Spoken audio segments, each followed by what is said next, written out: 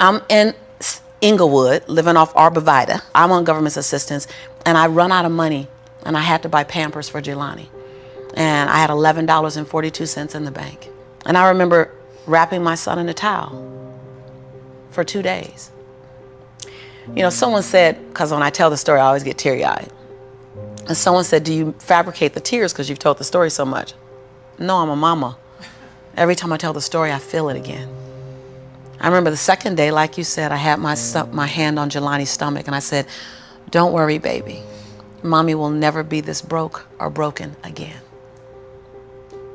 And that day, what shifted for me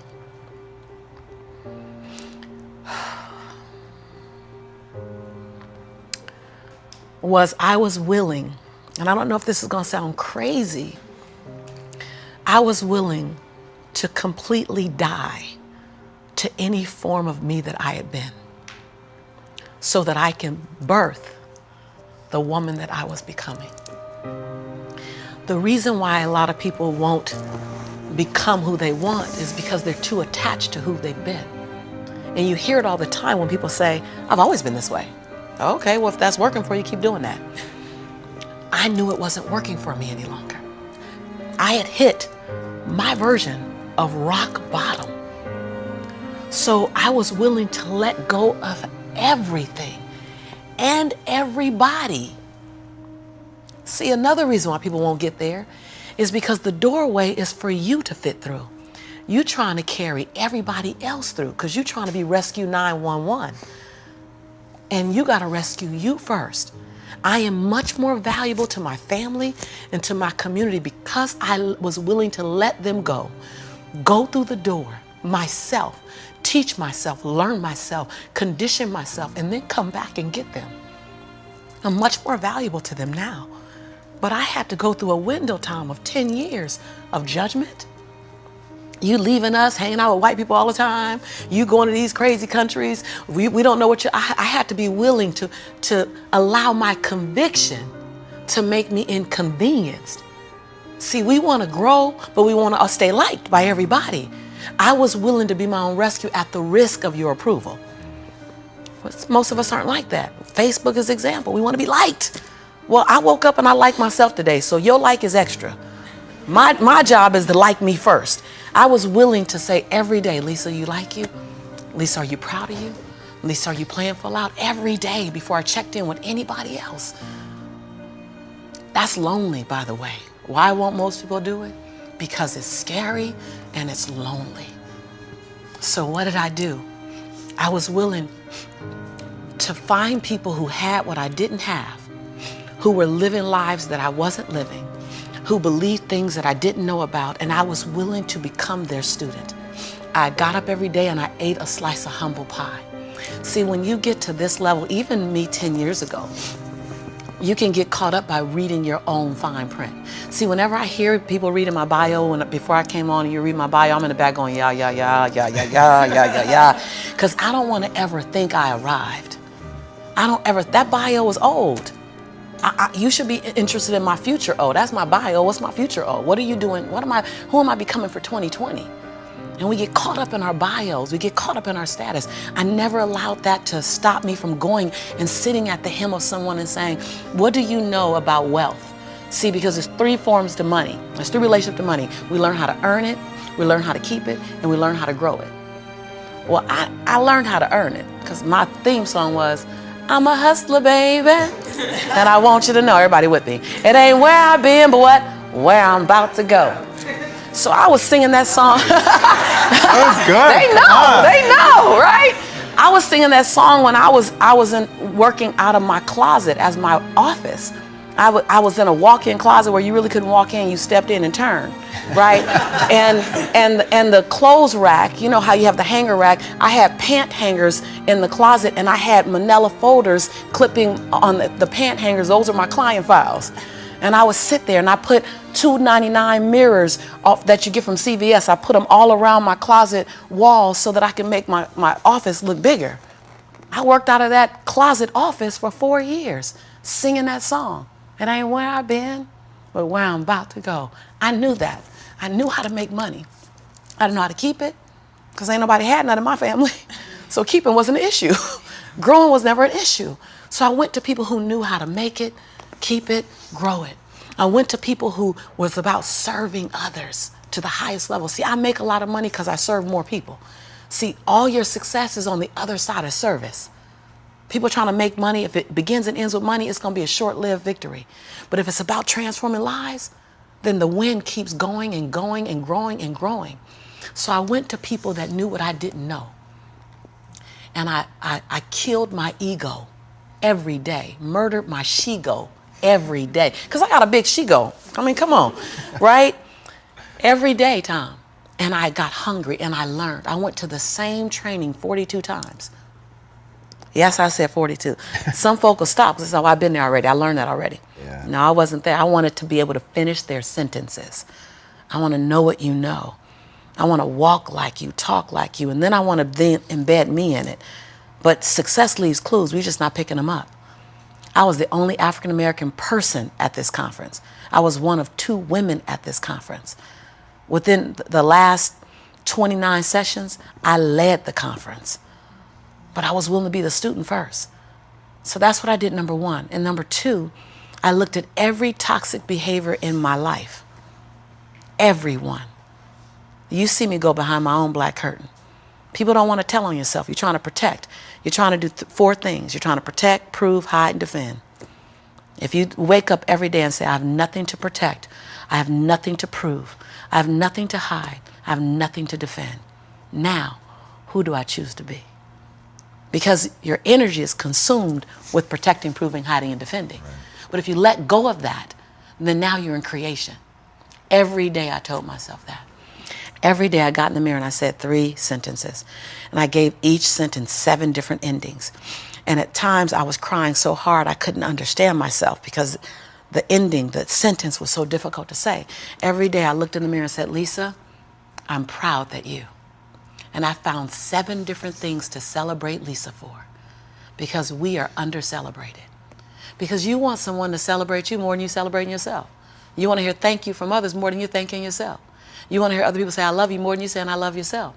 You are teaching the world. I said this on Oprah. And when I said this on Oprah, she said, oh my God, I believe the exact same thing. So I knew I had one thing right. The world is looking at you and following your example of how to treat you. How to treat you. They're following your example of how to treat you. So how you treat you, the world's going to follow your lead. So I had to start treating Lisa better because I was everything for everybody but nothing for myself. And so every day I got in the mirror and I completed 3 sentences. Lisa, I'm proud of you for. Second thing, Lisa, I forgive you for. That one took me down daily because I'd had a son with a man who was now in prison, my biggest nightmare, my greatest nightmare. I had been in a relationship that turned mentally and then physically abusive when my son was 3 years old. I made money but lost it. I was on government assistance. I was on welfare. I was on WIC, Women, Infant, and Children. I got a lot of forgiveness that I had to do. But I was willing to forgive myself every day. And every day I said the same thing for like 6 months until it got easier. And then one day I went, Lisa, I forgive you for it. And that thing didn't come up anymore. I was like, ooh, okay, on to the next. 7 different endings. And the last thing I did every day, last sentence, is Lisa, I commit to you that. Because we make bigger commitments to other people. If I commit to y'all something, ride or die, you can bet your last dime that I'm going to be there. I'm going to show up. You're going to get 2 dimes. But I would make commitments for me, for myself, and I wouldn't do it. I.e. my weight. That's interesting. So I started every day celebrating Lisa, forgiving Lisa, and making a commitment to Lisa. And then I was willing to invest money in me. I love this story. I was willing to invest money in me. Literally. Literally. I worked at LA Unified School District. And I knew I couldn't stay there because they needed a degree. I didn't have a degree. They didn't seem happy. I wanted to be happy. So I would have my son at daycare during the day. I'd work 9 hours. I pick him up from daycare, take him back to my office. I take a 30-minute break from 6 o'clock to 6:30 to go get him. I start working from 6:30 until midnight every day at my office on me, every day. Put my son on a little, primary color blanket, something to occupy him. Give him toys that I took the batteries out of so he'd be confused for a little while trying to figure out why they're not working. I'm serious.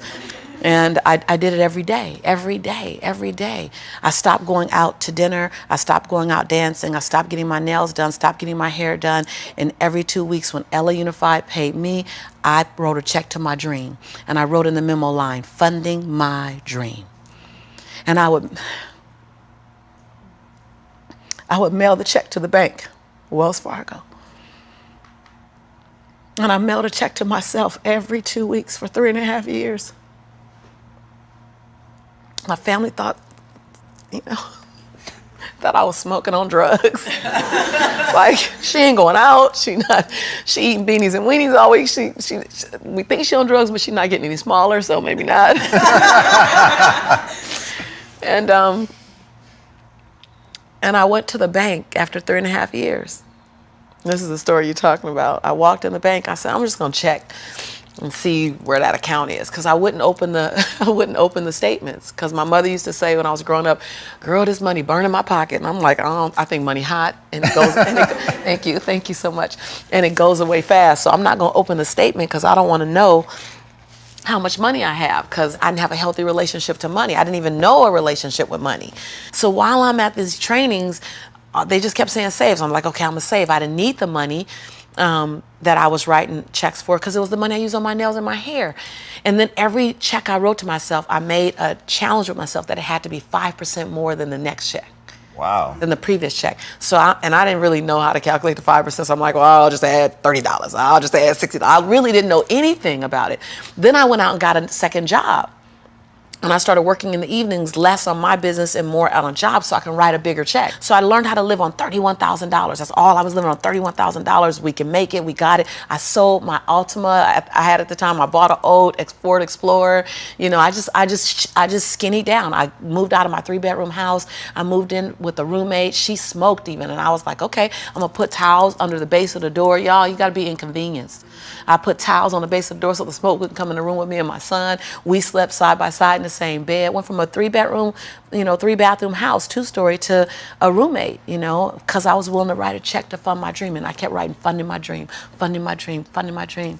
And I walked in the Wells Fargo 3.5 years later, and I gave her my name. I said, hi, my name is Lisa Nichols. And she's like, you the funding my dream lady. I was like, yeah. So all these tellers came running around. The manager came around, because I guess everybody had processed a check or two. Right. And they were like, we all been wondering, like everybody wants to know, what's the dream you funded? And I was like, I don't know, but it's gonna cost some money. I think I got a little money now to fund the dream. And so I said, I just came to get my balance and to see where it is, because I haven't opened any of the statements. They were like, what? I said, no, I haven't opened any of the statements because money burns my mama's pocket, so it might burn my pocket, so I don't want to spend it. So she wrote the balance down. You know how they write the balance down, and she turned it and passed it to me, and I looked at it, and I said, no, ma'am, my name is Lisa Shante Nichols. This is my social security number. I don't even want that money because y'all gonna want it back, and I don't want to get in trouble, so can you just give me my account? Because I didn't know anyone in my family that had $5,000 in their account, $10,000 in the account. So when you write down that I have $62,500 in my account, that's not mine. And so they all teared up, like everybody started crying. They're like, no, it's yours. I looked down at my son, Jelani, who was 5 years old now, and I said, Jelani, I think life is going to change for you and mommy. Oh. My son said, Mommy, can we finally go to McDonald's now? So, because I've been making them homemade Big Macs for a while. I was like, Mama can make you a better Big Mac than, Ronald McDonald. So, because I was willing to inconvenience my entire life. My entire life. I was willing to disrupt my entire life to buy my future, to buy my possibility, to give my dream a chance. See, we're not supposed to tuck our dreams in on the pillow when we get up in the morning. We're not supposed to leave them at home and go and fulfill somebody else's dream. We're not supposed to do that. That's not what we're wired to do. That's not who we are. Your human spirit doesn't care about the economy. The human spirit doesn't care that my son's father went to prison. The human spirit doesn't care what's happened to your family. The human spirit doesn't care about the past. You may have been molested, or your family may have been broke, or you may have been betrayed, or you may have a divorce.